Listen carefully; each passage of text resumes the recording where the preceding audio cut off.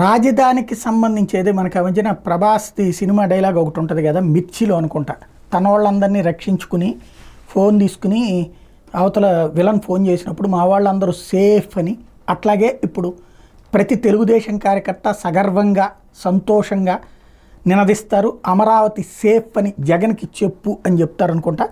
వాస్తవంగా ఇది వినడానికి వెటకారంగా అనిపించిన ఎందుకంటే కసితో రగిలేటటువంటి రెండు వర్గాలు. అమరావతి అన్నటువంటి దానికి అనవసరంగా పోస్తున్నారని వైసీపీ వర్గం, అమరావతి అన్నటువంటిది అవసరం రాష్ట్రానికి అన్నటువంటి తెలుగుదేశం వర్గం, లేదా తెలుగుదేశం కాదు వైసీపీ వ్యతిరేక వర్గం అంతా అమరావతికి అనుకూలం, వైసీపీ వర్గం మాత్రం అమరావతికి వ్యతిరేకం. ఈ నేపథ్యంలో సాగుతున్నటువంటిది. కాబట్టి ఇప్పుడు ఏంటంటే మొన్న మధ్యన అక్కడ ఏది గత 5 ఏళ్ల నుండి నానిపోయినాయి, ఏది అంతకుముందు కన్స్ట్రక్షన్ కోసం సచివాలయం అని, హైకోర్టు అని ఇట్లాంటివి కడదాం అనుకున్నారు, ఐకానిక్ భవనాలు కడదాం అనుకున్నాయి. అక్కడ ఆ బిల్డింగ్లకు సంబంధించి చుట్టూతా కూడా నీళ్లు నిలబడిపోయి అవి పనికి వస్తాయా లేదా వాటిని మళ్ళీ కన్స్ట్రక్ట్ చేయడానికి, అంటే ఇప్పుడు ఆ నీళ్లు తోడేస్తే పనికి వస్తాయా లేదా అన్నటువంటి దాని మీదన పిలిపించినటువంటి ఐఐటి చెన్నై, హైదరాబాద్ నిపుణులు ఇద్దరు కూడా రాజధానిలో పునాదులకు ఎట్లాంటి డోకా లేదన్నటువంటిది నివేదిక ఇచ్చారట.